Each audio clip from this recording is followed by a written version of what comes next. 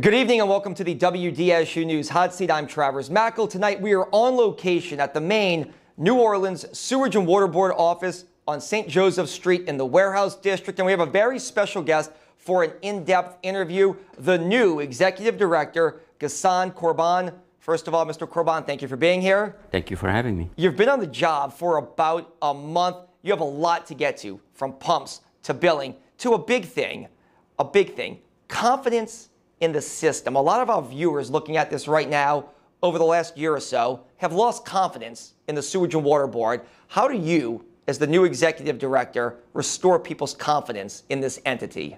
Well, first of all, I understand the public's frustration and lack of confidence in us, having studied the past years or so performance of the Sewage and Water Board, and I think they have a good reason not to have good trust in us. So my job is to regain that, and how I would do that is by being transparent, by being honest, and by being approachable. And what that means is that I'm going to be out in the community listening to folks talk about their issues, their real issues that that they are struggling with in terms of the Sewage Board and Sewage and Water Board,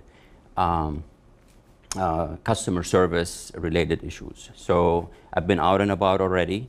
I've heard a lot of issues and concerns, and I assure you that I'm already working on some corrective action as we speak.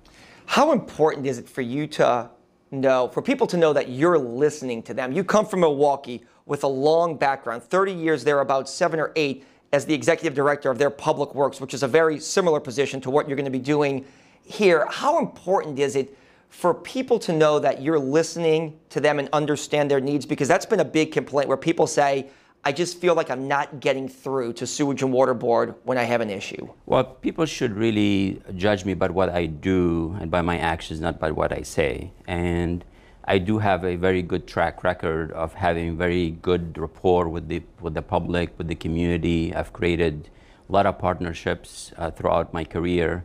And all you have to do is just look at my past, and I know that people will know that I'm genuine. I'm here to solve an issue or many issues, and you just have to watch me in action and see the results. So you inherited a laundry list of problems here. One of the biggest ones, billing. Thousands of wrong bills sent out. How do you plan on correcting that? Because it seems like the biggest concern people have, amongst a lot of things, is billing. Right. Well, we'll do it one infraction or one misstep at a time.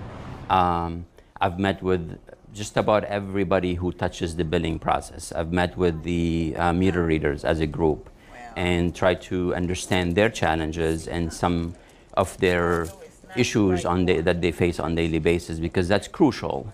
If you set up somebody to fail, they will, and if you set them up to succeed by giving them all the right training, right tools, adequate time, adding on accountability to what they do and how they perform, that's very key.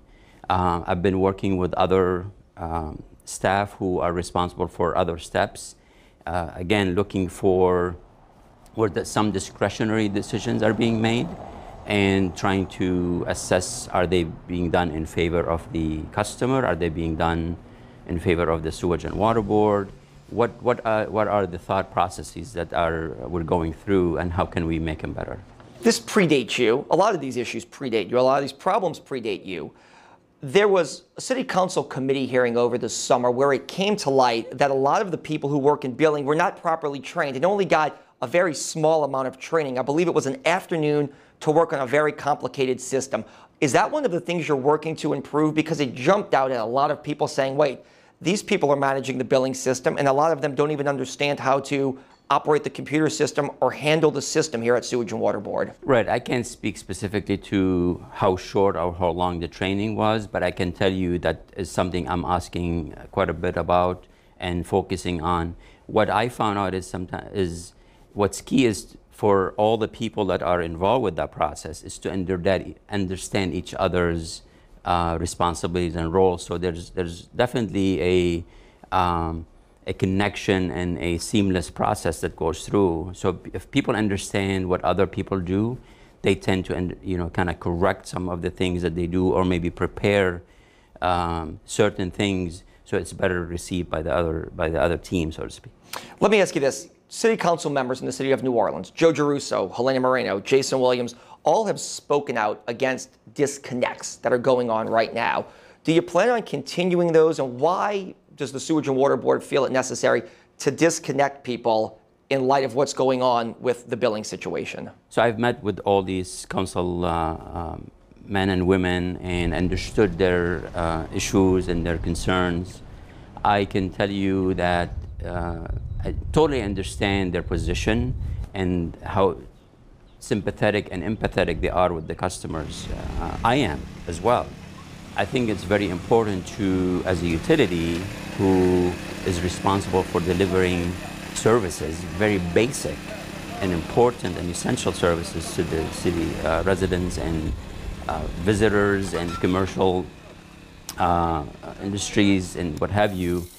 We owe it to people who actually are paying their bills that we are fair about collecting from everybody else. So my point here is we want to be fair, we want to be right, we want to do right by all of our customers, and that group that is in the, I'm going to call it delinquent group or category, we need to start talking about how can we get closer, one account at a time, and get us closer so we can close those accounts, reconcile.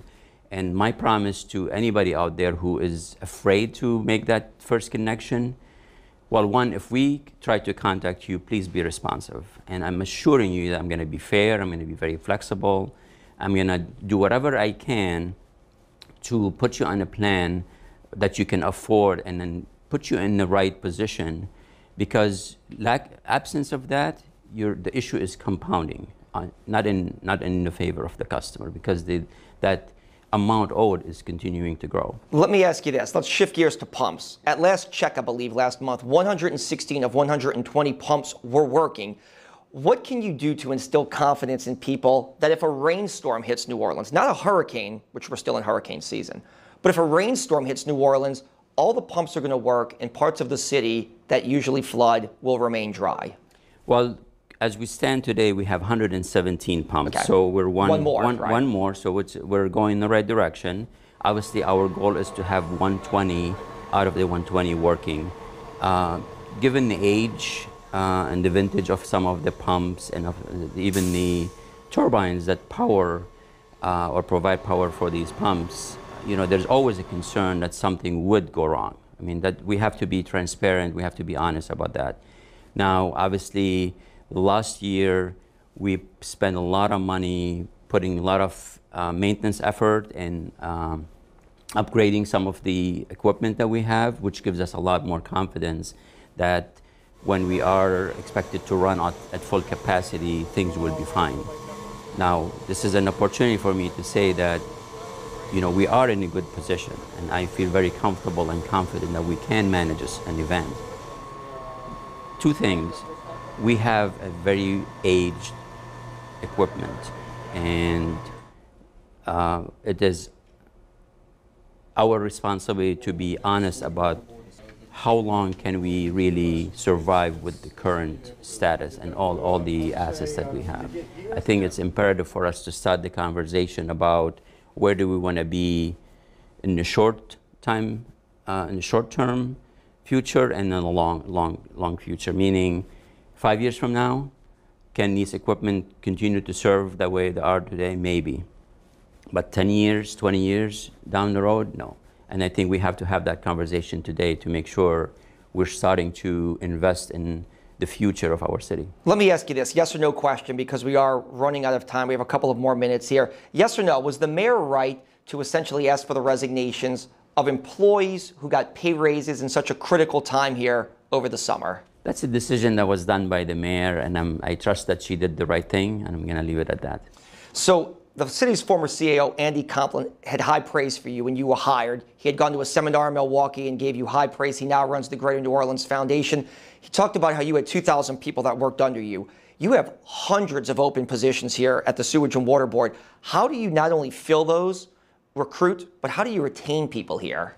Well, one key issue is, for me, is is that number of vacancy accurate? Is it real? Is it embellished just by inadvertently or just by overreaction to the event that happened last year where we put in the budget maybe possibly too many needed positions, and then now we're finding out maybe we don't need all of them. So it's my responsibility to assess that number, right size it, and then be very aggressive in promoting and obviously market Sewage and Water Board as a great place to work. Obviously, the people that we hire, we want to do training. We want to make sure that they are compensated well, and we want to make sure that they understand they are part of a very core mission of the Sewage and Water Board serving the city. Really quickly here, in about 60 seconds, if you can. When you were hired, the mayor said Korban rose to the top of the candidate pool for both his technical experience in utility services and his work concerning green infrastructure planning. Why is that key, and what is that, in about 60 seconds? That's key because it really works as an effective way of managing water where it falls. The key is not to capture water and run it miles and pump it out. The strategy here is to capture water where it falls, manage it, and try to live with it, thrive with it, and celebrate it. So as we invest in the new equipment and what have you, we should definitely include the green infrastructure as part of the solution as we protect the city of New Orleans.